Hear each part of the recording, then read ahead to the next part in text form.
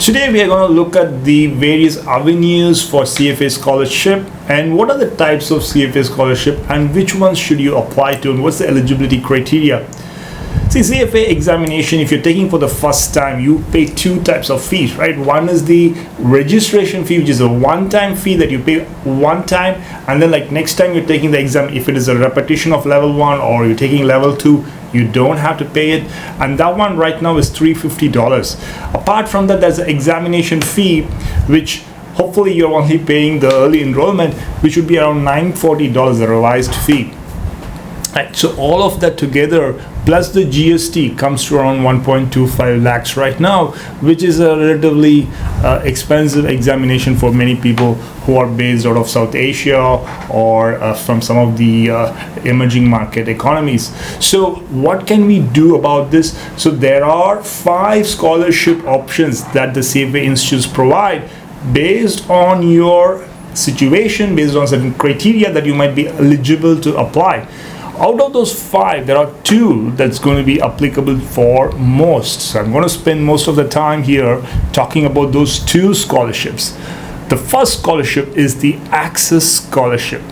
This is the most important scholarship in my mind because it's a need-based scholarship, and a lot of my students, a lot of the people I encounter are struggling to pay the CFA fees. It's a real issue that it is not that they are not smart. They are having 9+ CGPA. They are really good. They have even cleared the CA Inter or CA.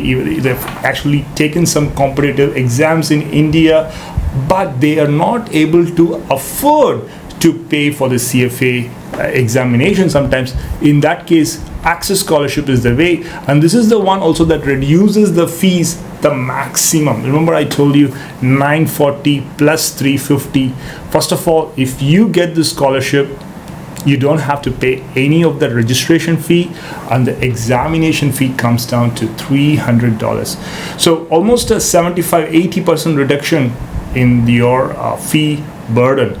So how to go about this? You need to apply before the window for the scholarship closes. For Access Scholarship is October 18, 2023. So you only have another 3 weeks or so. Go ahead and create an application and submit that essay. Okay, the essay is critical. If you need guidance on that, do reach out to Fin Trainers. We will help you with that. But what you're going to say is, why are you interested in finance? Show some proof. Maybe you have taken FRM, you've taken CA, you have done certain things, and show them that you really are interested in finance. Then also talk about how you want to become a charter holder and why. How you even things like how you say the word, like how you want to earn the charter, right? So this is actually something that one of my students mentioned. It's important. So when you write, make sure you show the proper value that the CFA charter brings in. The second thing that you probably want to say depends on which kind of scholarship you're applying to. You need to talk about that. If it's Access Scholarship, you need to talk about your need. What is your financial situation? If you're applying for the Women's Scholarship, you need to talk about why as a woman you feel like you want to be in the finance field, and why, how you want to help the investment community become more diverse. The third thing you should talk about is what's your plan in the future, what you're going to be doing in terms of helping the community, in terms of the investment community, in terms of either portfolio management or research. What's your ambition, and how do you think the CFA will help you, the CFA charter will help you achieve that? Also, don't forget, you need to provide 2 references, and make sure those references are really credible. Maybe your employer, or if you are in college, some of your professors. So make sure you give 2 credible references. And one other question that people ask is, can I apply to more than one scholarship? Sure, you can apply to more than one scholarship, but it's not necessarily a good thing. You need to pick what is the best one that will get you the scholarship. So if you are a woman applying for a scholarship, you need to think about which is the more critical one, which is going to make the most impactful case for you, that you need scholarship because of your financial situation or because of you being a part of the women finance leaders, right?